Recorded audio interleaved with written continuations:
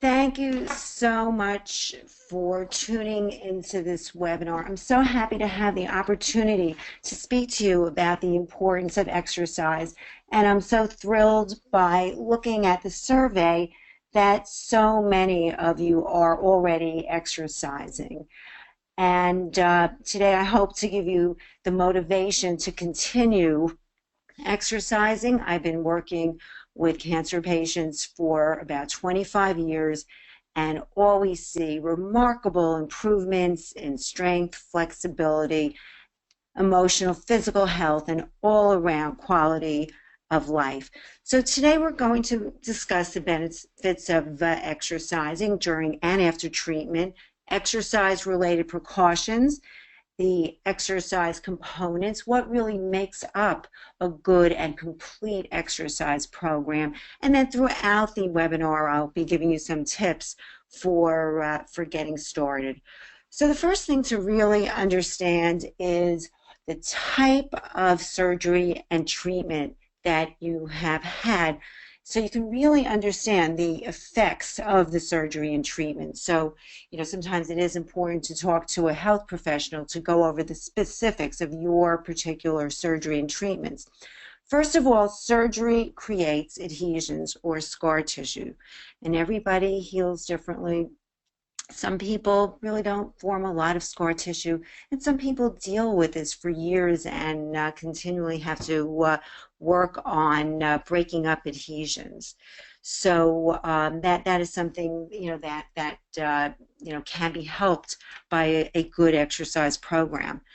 Another side effect is chemotherapy, and there's so many issues caused by chemotherapy. Just to mention a few: balance, immune system, cardiac function, as well as nausea, fatigue, sarcopenia, anemia, and neuropathy. We'll talk about those a little bit later.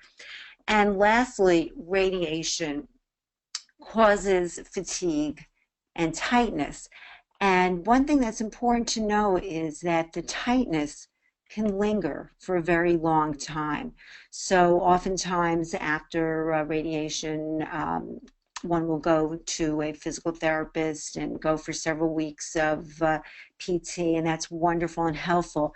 But the reason to continue with exercise, and especially a good stretching program, is that this tightness can linger for very often a year or longer. And lastly, radiation will increase your risk of lymphedema or swelling.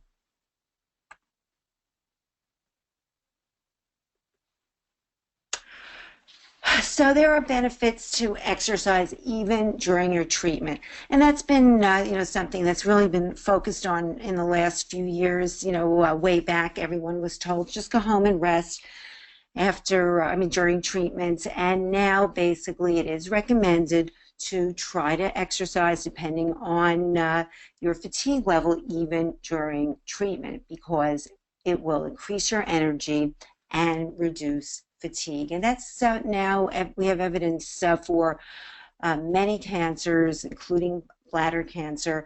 Another reason to exercise during treatment is that it will improve your ability to tolerate the treatments. And lastly, it will also improve your mood and well-being and decrease anxiety and depression. So definitely exercise during treatments. And outcomes for certain cancers have been shown to improve. And prostate cancer and bladder cancer studies do suggest a correlation between exercise and survivorship. The benefits of exercising after treatment are many. Exercise will increase your strength and increase your muscle mass. It will also improve your flexibility and aerobic capacity. It helps prevent bone loss, improve quality of life and mood. So it will help not only physically, but also mentally. And when you have decreased depression, decreased stress, that also helps to allow you to tolerate pain better, so decrease feelings of pain. And very, very importantly, because exercise because obesity or being overweight is correlated to cancer. If you exercise, that will help you keep your weight under control. So very, very important to exercise for weight control. And that becomes particularly important for those with prostate and breast cancer. For those with breast cancer, for example, the estrogen thrives in the fat tissue. So in the adipose, we don't want to have excess adipose to have a place for the estrogen to hang out. So always try to keep your weight under control. Lastly, I just want everyone to realize that there's a lot of positive research that comes out really suggesting now that exercise may decrease the risk of recurrence for certain cancers. So everything is just looking so positive for the importance of exercise for so many reasons, and that's why it really needs to be added into everybody's treatment plan. So it's important to understand the exercise-related precautions, and I'll also be giving you some tips for how to deal with some of these issues. So number one, fatigue, and as I just saw in the survey in the beginning of the program, fatigue is a common issue with cancer survivors. And it's just that type of fatigue that does not go away even after resting. So, of course, you try to increase your physical activity when your fatigue levels permit. But what's very helpful is to try to get an exercise buddy to perhaps come to your house on a regular basis and take a walk with you. And if your fatigue level is high, even walking around your house, walking around your living room a few times is very helpful. You don't have to do an exercise session all at once. You can break it up into small pieces, even 10 minutes at a time. So just exercise when you can, when you have energy, and do what helps you get motivated. Some people are motivated by music. Some people like to set goals, keep a journal. So see what works for you. Those are just a few tips. Now with neuropathy, which affects the nervous system, where you can have loss of sensation in the hands or the feet, or basically a numbness, a tingling. If you have the peripheral neuropathy in the feet, that will affect your balance. So you have to really be careful as to what exercise you're going to do. So for example, if you're using a treadmill, always make sure to use a treadmill with handles. Hold on to those handles. If you're using, if you want to do some strength training with weights, you might want to start off using bands or tubing, just so you don't drop the weight. If your hands are numb and you have loss of sensation, that can be an issue. So it's important to make a few modifications. And then there's myelosuppression. Changes the bone marrow activity. You might bruise a little easier, so just be careful. And neutropenia and anemia are things to think about. Anemia with a decrease in red blood cells will just increase your fatigue levels, so that's something you need to monitor for. And with neutropenia, you also are at risk for infections. So it's important to wash your hands often and make sure to avoid places where there's a lot of people coughing. If you're exercising in your gym, make sure that that gym is cleaned properly. And that's why sometimes I do like when people who have a compromised immune system learn how to do the exercises on their own, so they could exercise at home and don't have to worry about catching a cold from somebody. Osteoporosis, that's a very, very common side effect. We'll be going into that a little bit later, and even anybody without cancer is at risk for osteoporosis or loss of bone density. And those with prostate, breast cancer are at particular risk. For example, with breast cancer, you can be thrown into a premature menopause, having less estrogen. When you have less estrogen, that increases your risk of osteoporosis. And for example, someone with thyroid cancer, you have to understand if the parathyroid is affected. Thyroid levels must be in the correct range. If the thyroid hormone can affect the rate of bone replacement. So we'll be going into some specific exercise precautions later. Cardiopulmonary issues must be addressed. Some treatments affect the heart. So if that's the case, it's wise to start exercising under supervision. Thyroid replacement hormone can make the heart speed up, so you might want to wear a heart monitor. And lastly, lymphedema, again, a swelling of the limb or trunk, usually wherever there has been removal of lymph nodes. This is something that you need to be aware of, and there's a whole list of what to do and what not to do, which we'll discuss at the end of the webinar. I always recommend to look at any information you can get your hand on if you are at risk for lymphedema.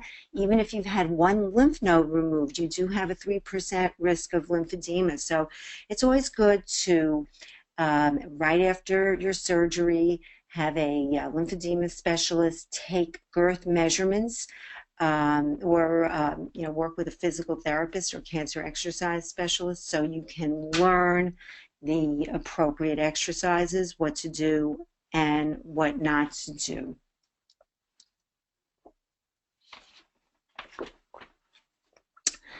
So we're going to talk now about exercise progression, which can get very complicated because there's just so many variables, so many different types of cancers, so many treatments.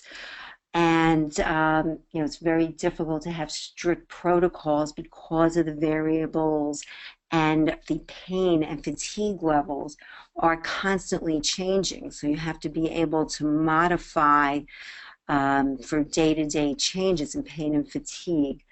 So, and that's one reason, why, we probably don't see this as standard of care, because it really is, very complicated. But bottom line, just use your common sense. Your routine needs to be customized according to your physical and emotional side effects. And everybody is so different. Everybody heals differently, and pain tolerance is different for every person. And the best thing is always listen to your body. So now let's just talk about what makes up a really good exercise program. There are several components, and I like to start off everybody with relaxation breathing. And especially those of you who during radiotherapy or in isolation, and anyone, which is usually most people who are under enormous stress, very understandably from a cancer diagnosis. So relaxation breathing has a calming effect, and there are so many methods of doing this. Very typically, I'll just start off someone with inhaling slowly in through the nose, holding that breath for a few seconds because we want to slow down the breathing rate, and slowly exhaling out through the mouth. And very importantly, on the exhale, gently pressing the abdominals into the spine.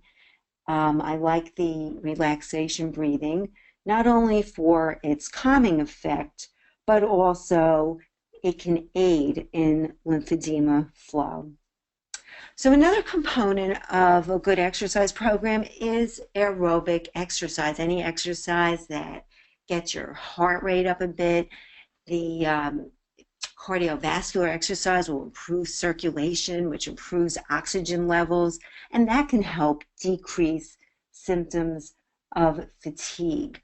Aerobic exercise is important, and I saw most of you are participating in aerobic exercise. There is evidence now to show that aerobic exercise will decrease the joint pain that many of you suffer from the hormonal therapies. So an aerobic exercise can be anything that you like to do that gets your heart rate up. If you like to walk, you should walk. If you like to dance, you should dance. Just choose the exercise that you like, and that's the one that you'll be likely to do.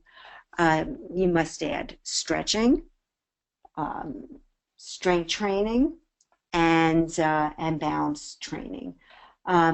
And for aerobic exercise, that's always also going to depend on, if you're at risk for osteoporosis. If you like to bike ride, that's not really the best weight-bearing exercise for osteoporosis. And prostate cancer survivors might want to avoid prolonged bicycling. There's just too much pressure on the peroneal areas. So certain exercises, should be increased or decreased depending on your particular situation.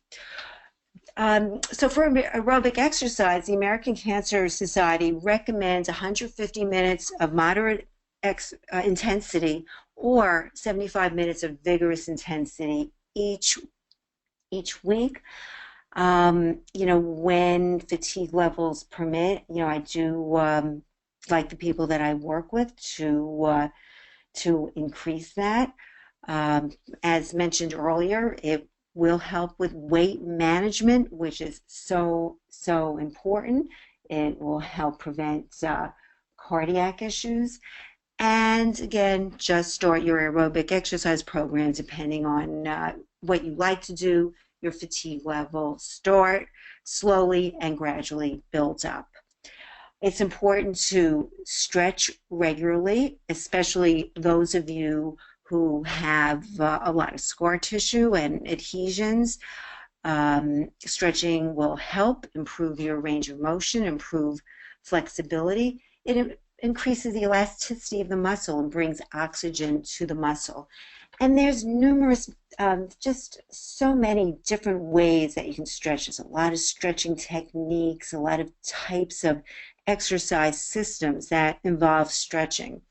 I always like to use a combination of active stretching, where I will have the participant just hold the stretch position for a second or two and repeat, maybe 10, 20 times. And I also like to use a very traditional static stretch, holding the position for 10 to 30 seconds.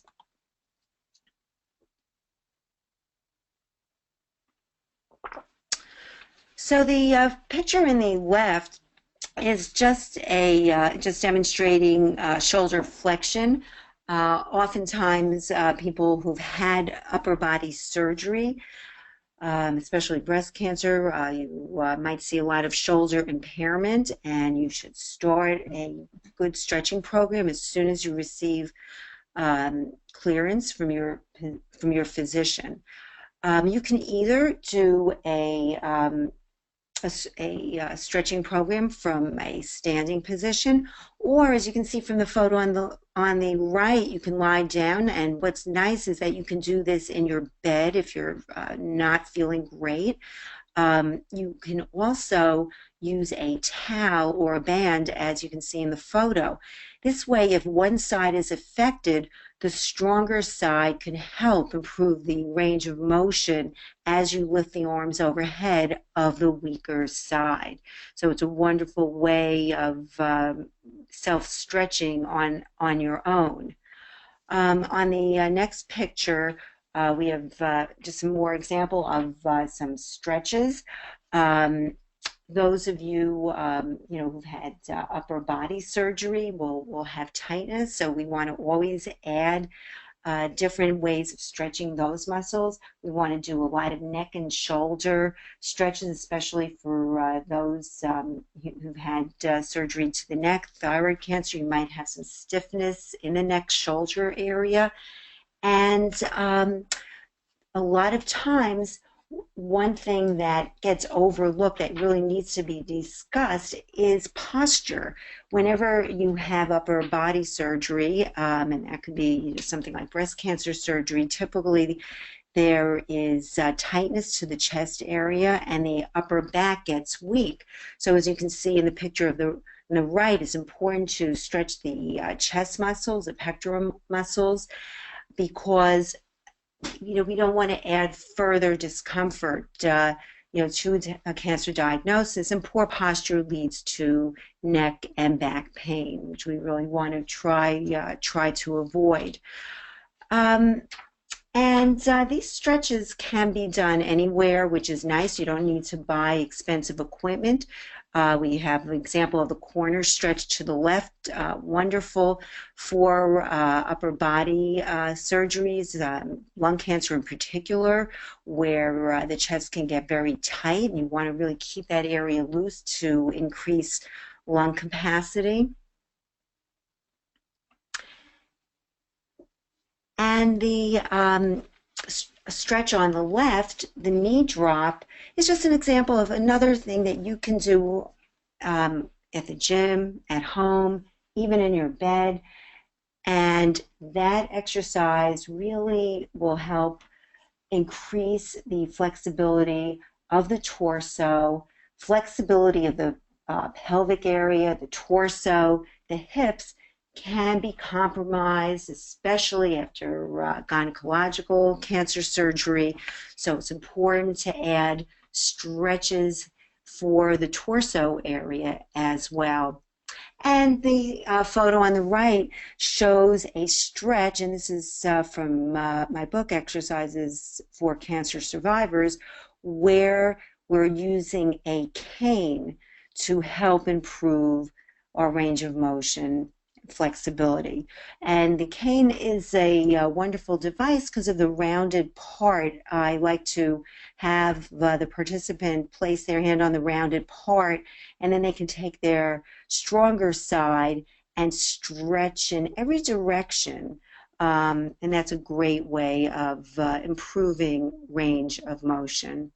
Besides the cane, another very inexpensive equipment that I recommend that you purchase, that you can pick up for $20 at any discount store, money well spent, is the large exercise ball as seen on the right. And so that's going to be for some of you that are really at a greater fitness level and have better balance, unless you're doing this under supervision. But it's a wonderful way of improving flexibility. You can also do full strength training routine with the large exercise ball.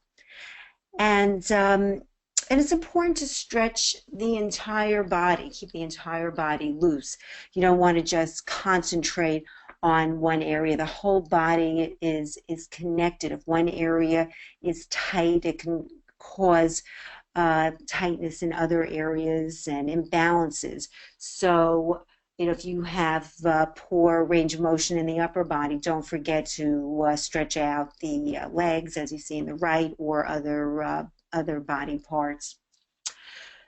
So I just have this photo in the presentation just to show you that, because so many are suffering from fatigue, that you can still do exercise while seated. And this is a picture of lung cancer survivors, very high fatigue level, and they are able to do the program, which makes them increase their lung capacity, and they can do almost a full strength training and stretching program in this seated position.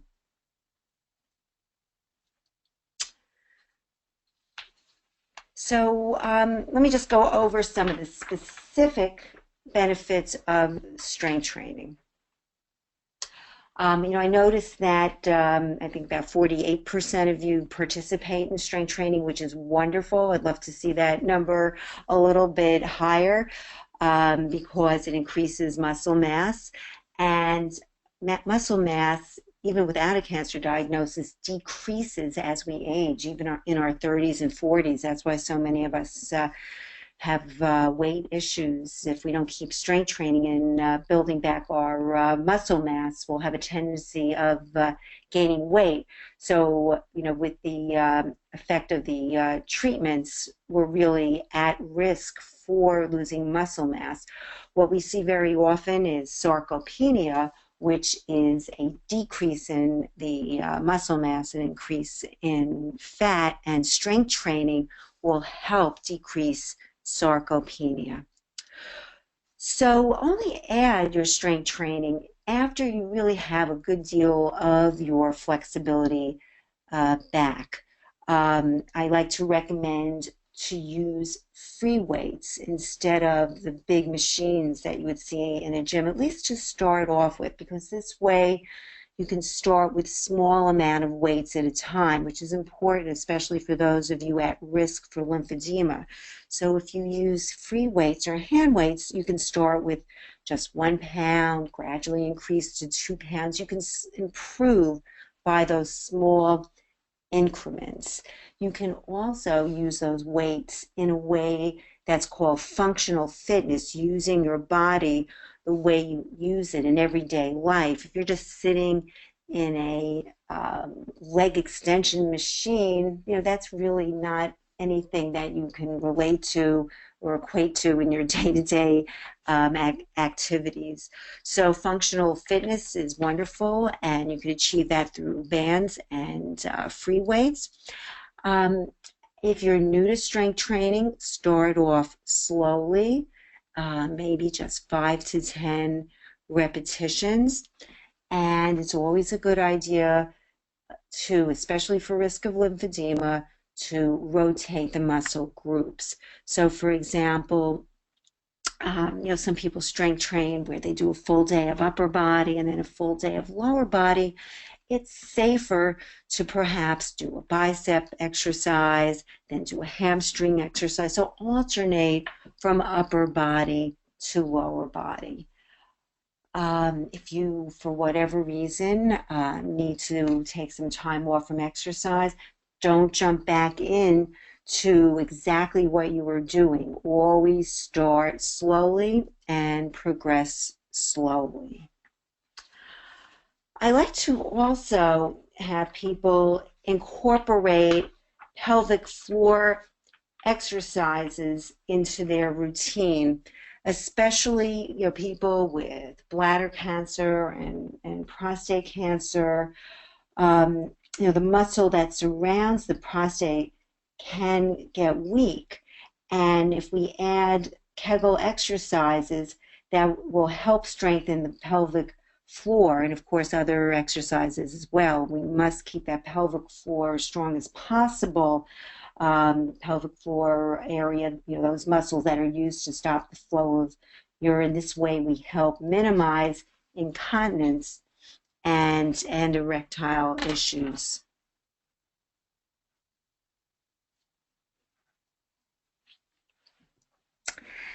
So if you look at the photo on the right, you'll notice a group of exercisers, and these are people from one of my small group cancer exercise program, and these women came in, they just dragged themselves in. They were barely able to really even stand up, and here they are like 8 weeks after, smiling and enjoying the program. And a few of them had actually never even exercised before their cancer diagnosis. One of the reasons one of the ladies even showed up is she liked the other people in the group. So the point of me mentioning this is that the social component of fitness is very important, and that's a motivating factor. So if you can find a nice small group exercise program in your area, you'll find you will get great results and build friendships, and it might actually be something that you look forward to doing. Balance. Let's talk about balance because that's important for everyone, even people, their balance decreases for aging for numerous reasons. But one reason it is so important for cancer survivors, besides the potential increase in muscle mass, as we discussed earlier, is neuropathy. So because it could be, there is a possibility that it's difficult to feel the feet, you have to be very, very aware of your balance and do some specific balance training. So, I have a whole program for balance. In the chair is an example of doing leg lifts while holding onto the chair. So this not only strengthens the hip and outer leg, but also works on balance. I'll start the person off with holding onto the chair, and the goal is perhaps to then hold on with 3 fingers and then 1 finger, and eventually not holding on at all.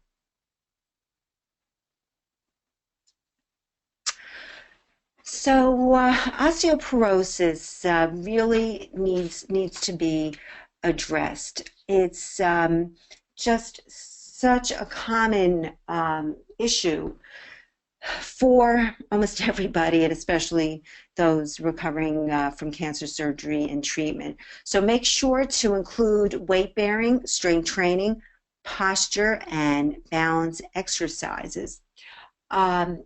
It's important to modify a regular exercise program because you cannot bend forward from the waist. There have been studies shown that the forward bending causes the soft part of the vertebra to hit each other, and you can actually self-fracture and cause the dowager hump and a lot of pain. So, when people hear that, they think, well, how will I be able to strengthen my core if I can't bend forward and do an abdominal crunch? And it's really important to learn the exercises that are wonderful for strengthening the core that do not involve forward bending, and there are so many of them. One exercise method that you might want to consider adding to your routine is Pilates, because you can do a good many of the exercises with your head on the floor. This way you don't have to go into forward flexion. So you can safely do a single leg circle, corkscrew, and most of the other exercises can be modified. So work with a Pilates instructor that is trained properly. Some of the exercises in Pilates are also very beneficial because they involve back extension. So the Pilates swimming exercise and just any basic back extension exercise is recommended for those with osteoporosis or low bone density.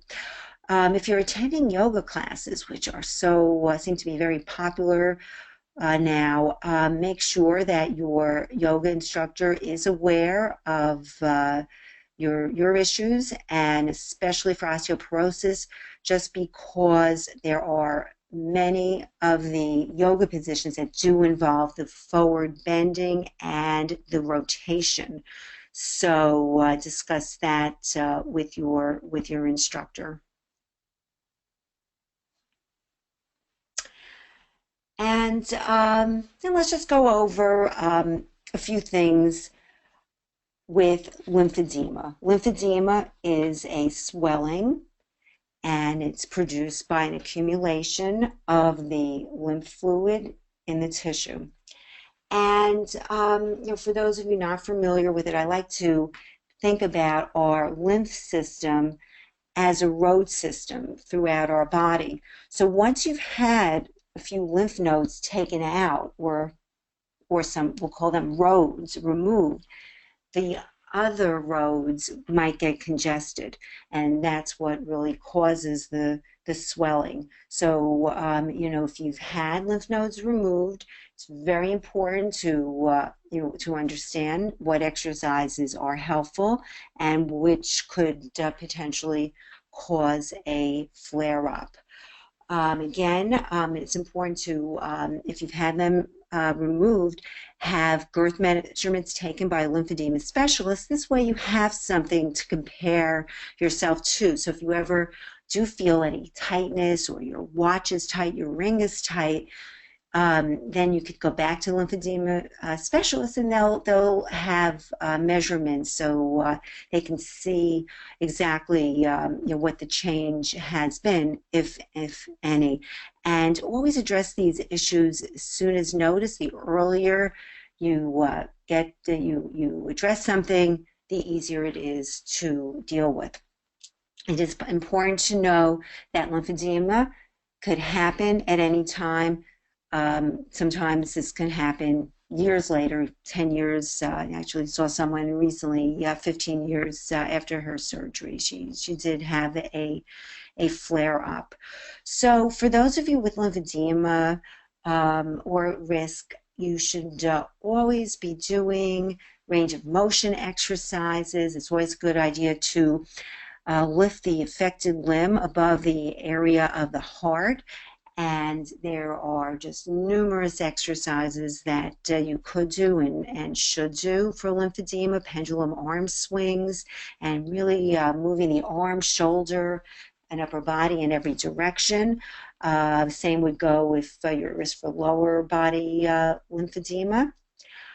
I also feel that someone with lymphedema, should proceed in a regular exercise program with all the components that we discussed earlier, your aerobic components: walking, biking, swimming.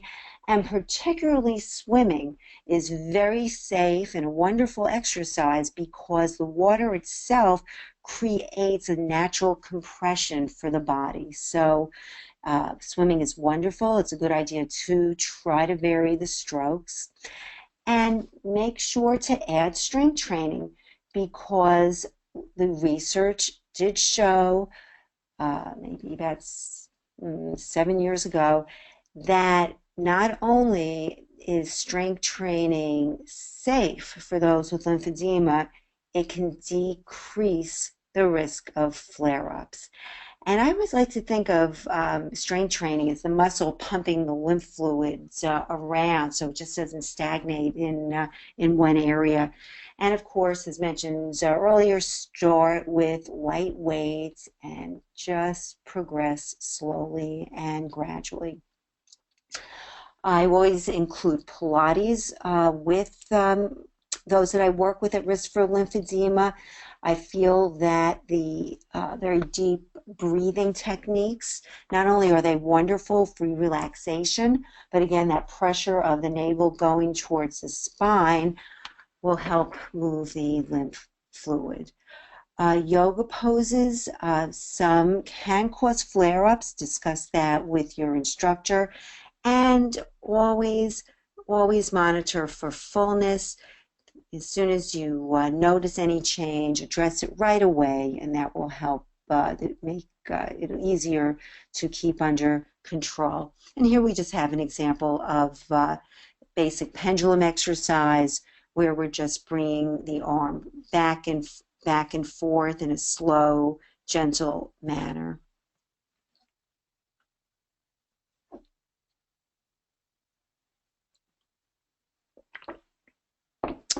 So I recommend, for those of you who might be exercising, might want to add different elements to your exercise program. Perhaps you do want to start incorporating more stretching, more strength training, adding some Pilates, and many of the other types of exercise systems that are out there, your first step, of course, after getting medical clearance, contact your hospital, see what they have going on there.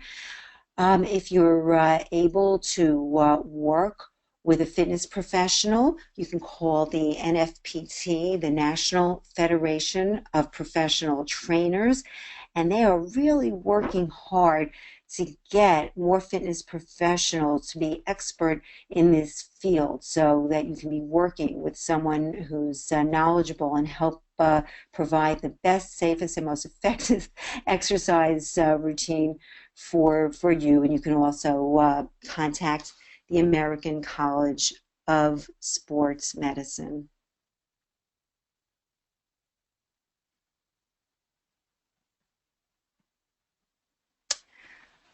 So here are some key references. I also have many that are not listed over here. Feel free to contact me at any time. I know we'll be taking some questions now, but because, as I mentioned in the beginning, there are so many types of cancers, so many types of surgery, different reconstructive processes, so many types of chemotherapy, all of which affects your exercise program, I'd like to let everyone know that you can contact me at any time with very specific questions to your particular issues. Thank you very much. Thank you, Carol, for an excellent presentation. It was extremely informative, and I hope everyone enjoyed it as much as we did. We are going to go ahead and take some questions now. We've received several questions, and people can feel free to continue to send them in through the control panel. Our first question is about yard work. Someone who's walking and blowing, vacuuming leaves, mowing the lawn, lifting bags of trash, etc. They feel like they're getting a good amount of exercise from an hour of yard work, and wanted to know what you thought about that in terms of, quality of exercise. I think that is wonderful exercise. That is physical activity. I would just want to make sure that you're using your body properly and not doing it in a way that will injure your back, bending from the knees. Of course, it would be important to know if you were at risk for osteoporosis, but that would be considered exercise. And I just would be you want to make sure that you were doing it in a safe manner. You though might want to add other elements of a complete exercise program to what you're doing. Great, thank you. We have someone who has an ostomy, and they are interested in abdominal exercises to improve their core strength, including what types of yoga exercises would be appropriate. I would just start off with, depending on your age, exactly what your situation is. I'm not aware of, many other questions that I would need to ask you, but, and I'm not sure at what point you are in exercising and if you have been exercising, but it's always wise to start off with pelvic tilts. And as for specific yoga exercises, that would be something to really discuss with your yoga teacher. And, if you want, whoever asked that question, you can contact me later to fill in some of those details, and I might be able to go into some specifics with you. Great. We have another individual who's asking about sit-ups or crunches, specifically for people who are recovering from bladder cancer.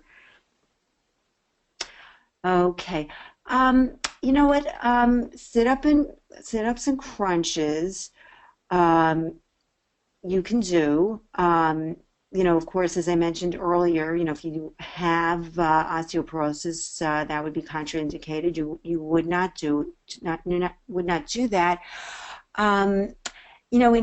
Generally in fitness now, people are staying away from the crunches. They're finding a lot of people are injuring their neck and back, and They're finding more effective ways of strengthening the core, for example, planks and various Pilates style exercises.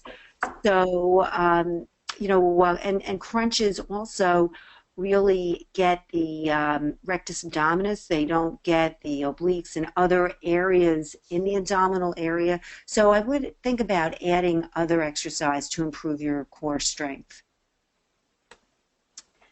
Great. And we have a question about finding YouTube videos or, elsewhere for doing exercises so people can, try to have some instruction from their home.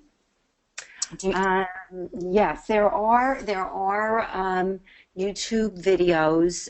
You can probably just Google something like cancer exercise. There are a few YouTubes out there. I have DVDs and I have a few things on my website, but there are a number of YouTubes that I've seen, so just Google it and you should be able to find them. Great. One of our participants had lung cancer. She had some lymph nodes removed, and she wasn't aware of the risk of lymphedema, and she was wondering how she might find out if that's something she should be concerned about. Okay, yeah, so it's nothing to dwell on, but just to be aware that if you have had lymph nodes removed, you can develop lymphedema. So, as with anything, you would just you have to be your own advocate and read up on it. You might want to go to the LymphNet website and you get information on specific precautions. And then in terms of exercise, exercise is helpful and was shown to reduce flare-ups, but just be aware of how much exercise and to go slowly, progress slowly, and take the proper precautions. We have someone who wants to know if spin cycling is good for prostate cancer if they have not had surgery. Spin cycling is a fantastic cardiovascular exercise, and it's always recommended. The only negative about spinning or any bicycling is that it's not a weight-bearing exercise, so you might want to add some walking in addition to spinning. And I always recommend not to do too much of one exercise. It's always good to change it up. You don't want to develop any type of overuse injury, for prostate cancer, well, you haven't had the surgery, so probably wouldn't be any sensitivity. But I would definitely continue with that. It's a great way to keep your weight under control, which is very, very important. And I think it's, something that you should continue. We have somebody who is wondering if there are any precautions for people with deep vein thrombosis, particularly with clots in the calves or the thighs. You know what, that would be something to discuss with your health professional.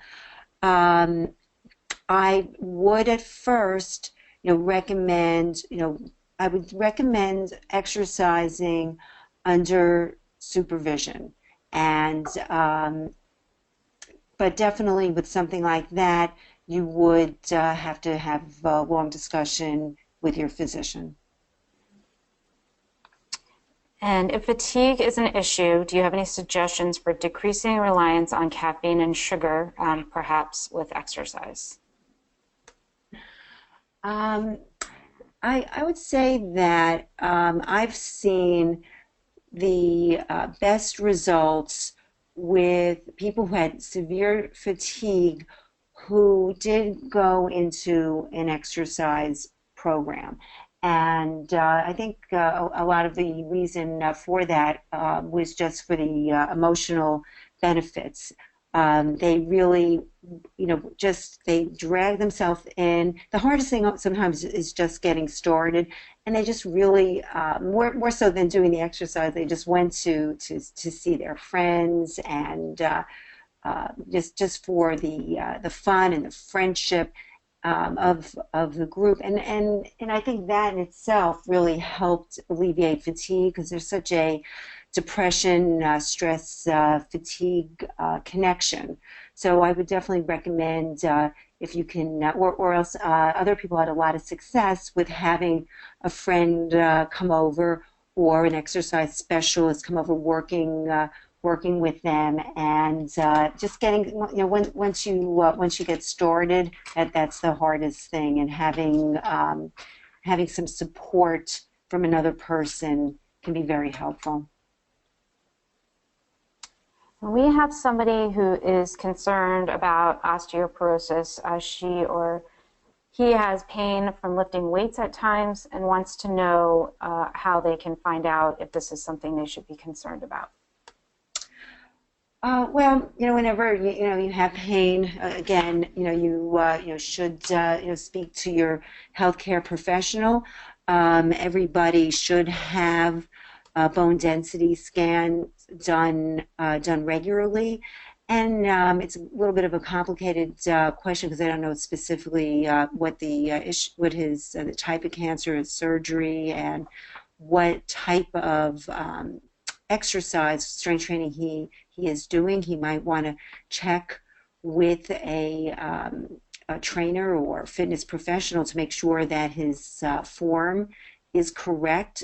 Good form is crucial. It's better to have good form than to increase your weight.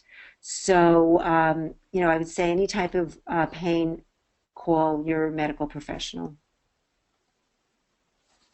Great. Well, thank you so much, Carol, and to all of our participants today.